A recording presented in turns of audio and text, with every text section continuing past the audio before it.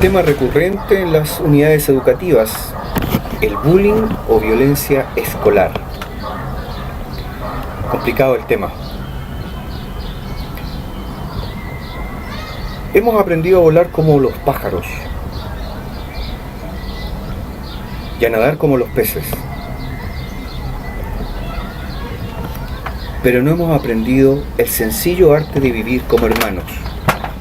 Lo dijo hace muchos años don Martin Luther King.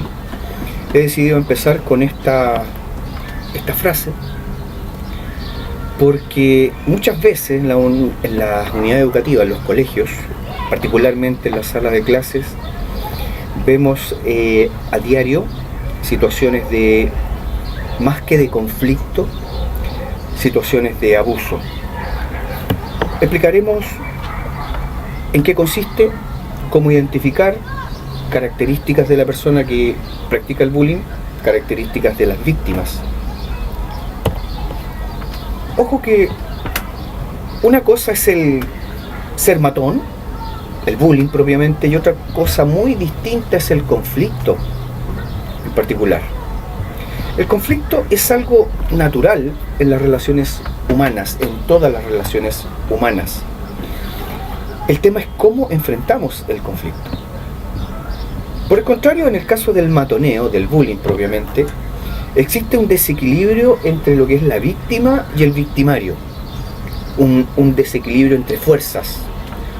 Uno es abusador y el otro no puede defenderse de ese abuso. El bullying, desde ese punto de vista, es un tipo de agresión caracterizada normalmente porque hay una intencionalidad, una cierta frecuencia y el abuso de poder hacia o entre compañeros. Por tanto, vamos a entender el bullying como cualquier tipo de maltrato que se presente en el colegio, en el aula, en dependencia de un establecimiento, ya sea entre pares, de manera verbal o física o psicológicamente, en donde el agresor ostenta de un cierto grado de superioridad.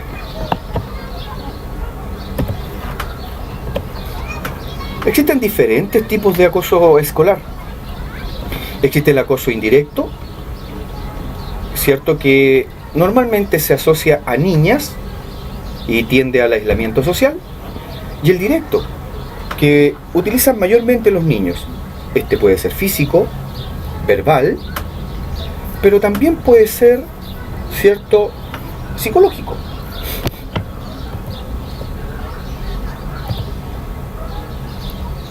¿Quiénes participan en el bullying? Las etapas, ¿cierto?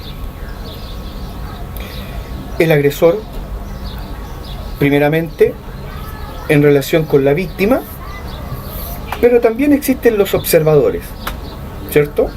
Entre los tres interactúan. En mi opinión, los observadores, los pasivos, los cómplices pasivos de lo que está viviendo esta víctima y de los abusos que comete el agresor, tienen tanta o más responsabilidad frente a lo que le sucede a la víctima. Por no intentar impedir las agresiones, por no informar a las autoridades, en fin.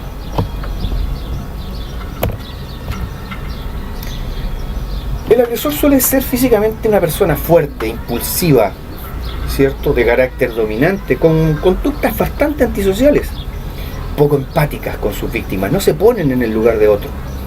Se pueden distinguir tres tipos claramente.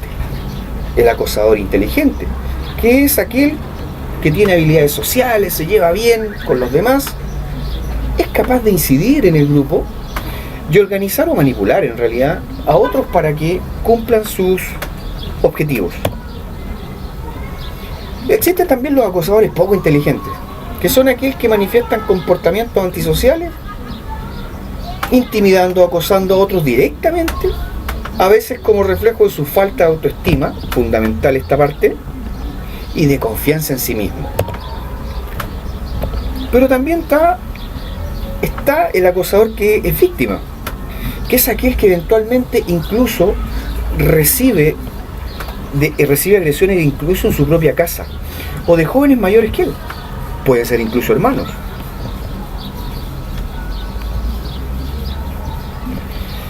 El acosador en general, y lo vemos en algunos adultos también, logran hacerse respetar basado en el miedo.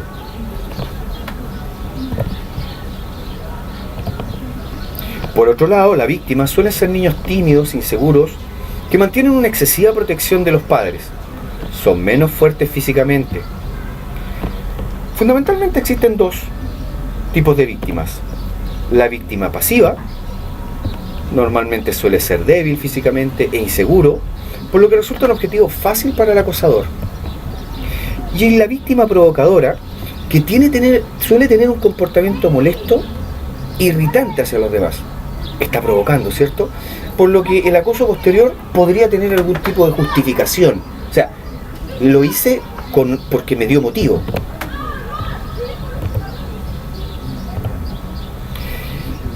Finalmente, el tercer integrante, los espectadores, los cómplices pasivos, que digo yo, conocen bien de la situación. Se les pide que la aplaudan incluso, o que la ignoren si no aplauden. Pueden dividirse en compinches, que son los amigos típicos del agresor, los reforzadores, que aunque no acosan de manera directa, observan las agresiones y las aprueban, incluso las incitan. Los espectadores ajenos se muestran como neutrales y no quieren implicarse, pero al callar están tolerando el bullying. También tenemos los defensores, que pueden llegar a apoyar a la víctima del acoso.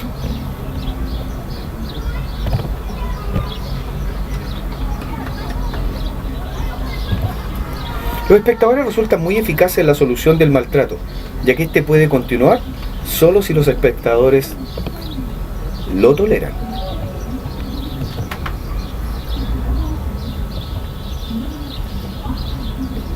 Dentro de lo que es los espectadores, ¿qué es la ley del silencio? Tenemos el agresor, un testigo y la víctima. El testigo es cómplice. El agresor actúa con consentimiento. La víctima recibe el ataque.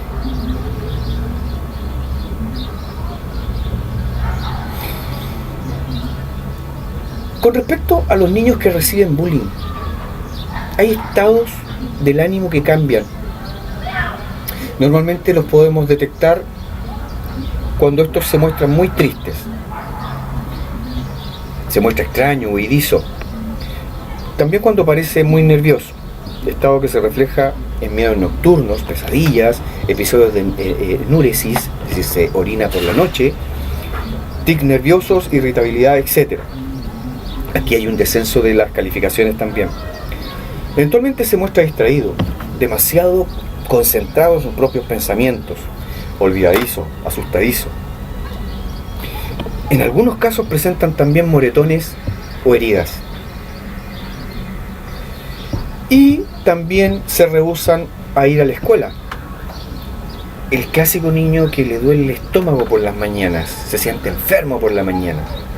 Y las motivaciones pueden ser variadas, las justificaciones. Estas características entonces nos dicen a nosotros cómo detectar las víctimas de acoso escolar o de bullying. ¿Qué podemos hacer como padres, o profesores, o adultos? Escuchar y mostrar interés por la historia que relata el joven, dándole la importancia que consideremos. Indagar si realmente ha ocurrido lo que nos cuenta, escuchar las dos partes, indagar además con otros compañeros, intentar que se haga de manera anónima, ponerse en contacto con la escuela y solicitar la intervención y cooperación del profesorado. Fijar una estrategia de intervención para detener inmediatamente el daño que se está produciendo, que puede marcar de por vida a una persona. Favorecer una solución adecuada y ajustada a la intensidad de la falta y al daño ejercido, ¿sí? Mediar en este caso y llegar a acuerdos. ¿Cómo detectar si su hijo es el agresor? si es él quien está haciendo bullying. Normalmente muestra conductas agresivas y violentas en la familia y hacia sus amigos.